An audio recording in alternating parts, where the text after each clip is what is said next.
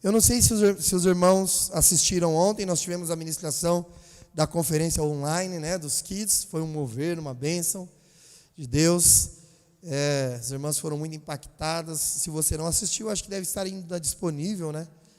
E você pode assistir, realmente é algo poderoso. O testemunho da pastora Márcia, tendo a semente plantada no seu coração, e sendo hoje uma mulher que usada para conquistar milhares, e tem influenciado milhares de mulheres para que também façam parte desse ministério. Assistam, que é uma bênção.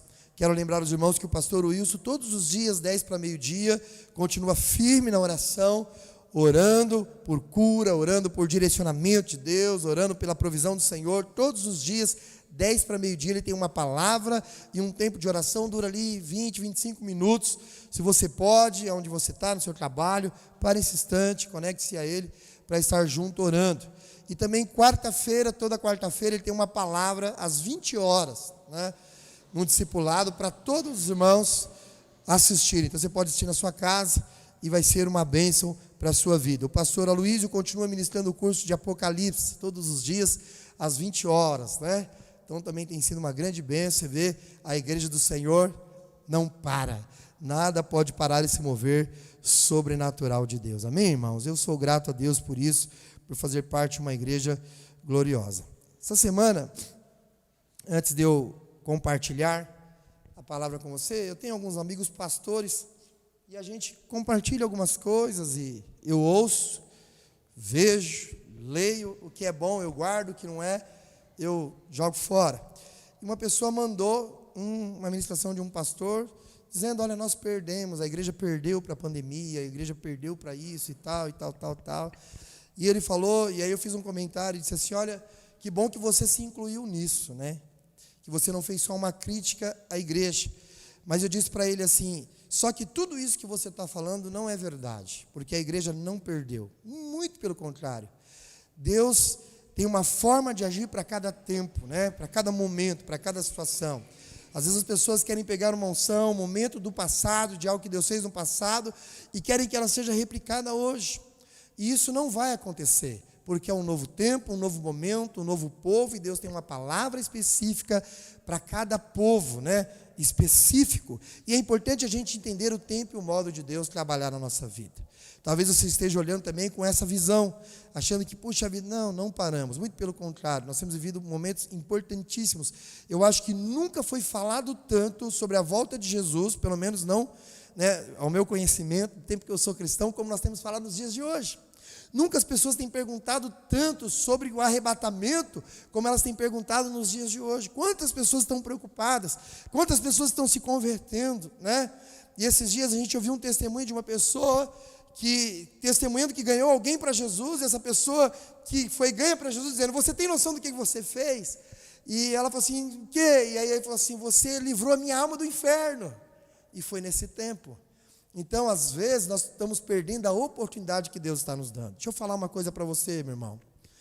O caos é uma oportunidade para Deus mover o Espírito dele com poder em nós e através das nossas vidas. Se Deus não está movendo através de você, através da sua vida, é porque você não tem dado a Ele a oportunidade dele fazer isso. Porque o Espírito Santo de Deus, ele não para. Ele está o tempo todo fluindo. A Bíblia diz que as águas que jorram do trono de Deus são águas inesgotáveis. E não é uma pandemia ou um vírus do inferno que vai parar as águas do rio de Deus. Amém? Ela continua fluindo. Então olha para o Senhor, creia que esse é um tempo de oportunidade. É tempo difícil, sim, mas é um tempo de oportunidade, porque é um tempo de você ver o mover e o agir de Deus. Se você está com a sua Bíblia aí, abra ela no livro de Atos, capítulo 3, os irmãos já estão projetando ali. Os irmãos estão muito eficientes, né, aqui. Glória a Deus por essa equipe. E quando nós voltarmos ao nosso culto, estamos preparando o ambiente aqui, modificando o palco, né, o púlpito, né. Às vezes você fala palco, pode ter algum religioso que fala: que palco, pastor? Né? O altar. Né? Estamos modificando. E quando nós voltarmos ao nosso culto, eu espero que o quanto antes a gente volte, nós vamos continuar transmitindo, mas não para você que é membro da igreja, amém? Você vai vir participar do culto conosco, mas nós temos entendido que nesse tempo nós temos alcançado muitas pessoas, né, que não fazem parte desta igreja, e eles têm assistido, têm acompanhado. Eu quero louvar a Deus pela sua vida, que não é membro desta igreja, está nos assistindo, e assim que você tiver a oportunidade, venha participar conosco, que certamente Deus tem uma bênção para você aqui neste lugar, amém?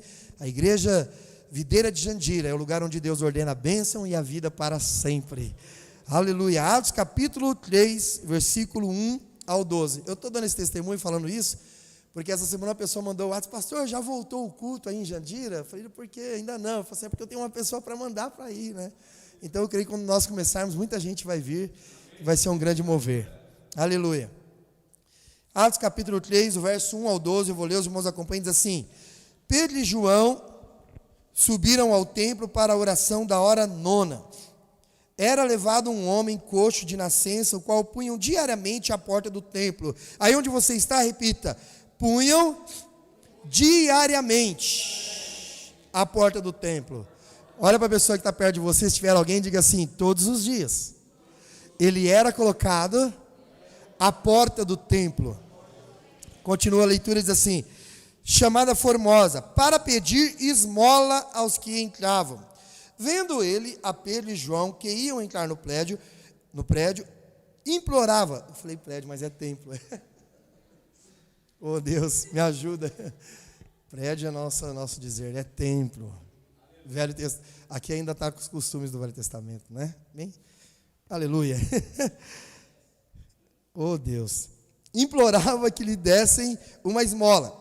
Pedro, fitando juntamente com João, disse para ele: olha para nós. E ele os olhava atentamente, esperando receber alguma coisa.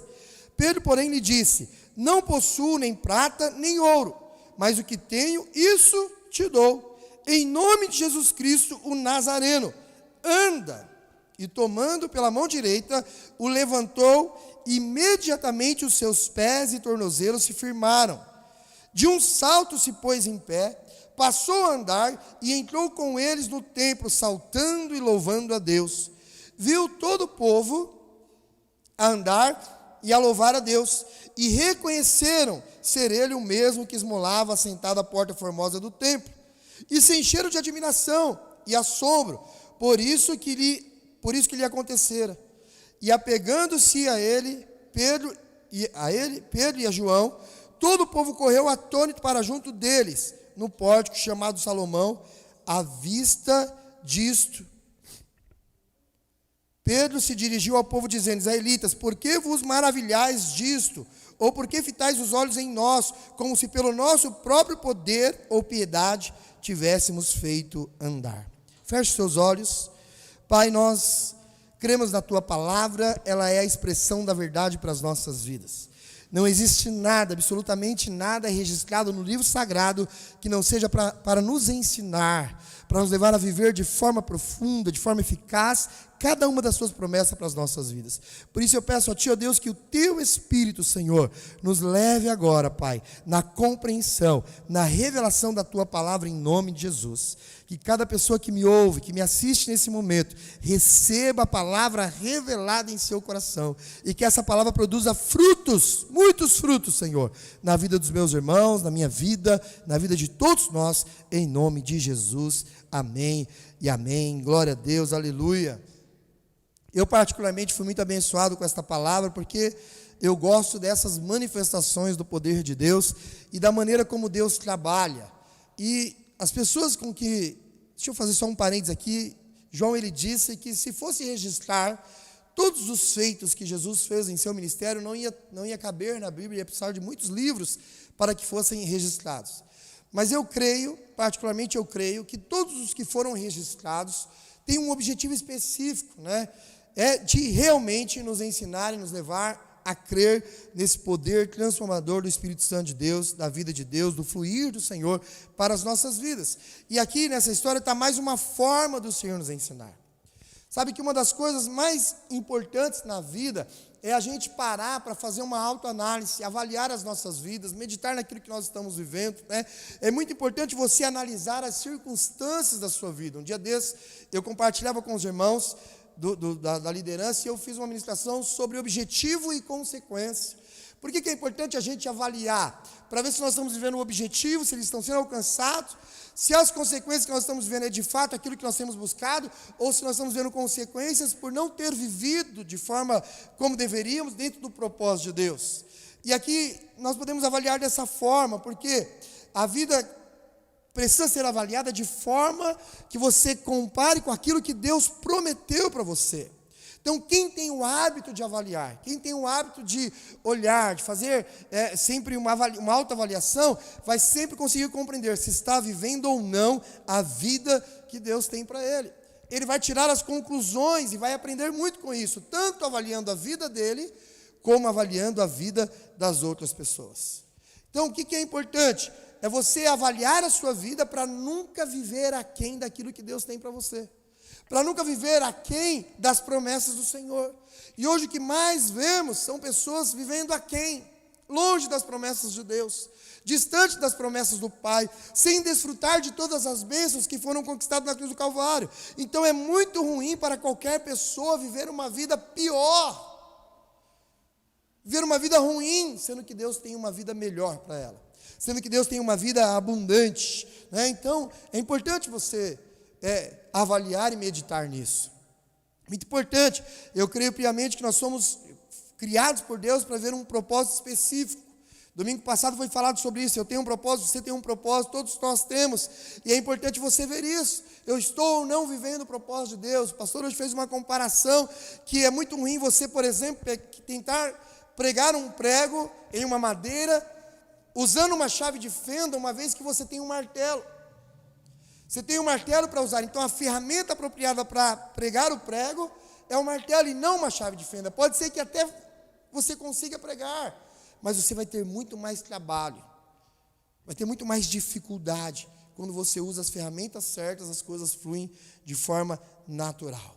E esse mendigo, ou esse pedinte, eu prefiro usar esse termo, pedinte, que estava à porta do templo, era alguém que estava vivendo aquém daquilo que Deus tinha para ele.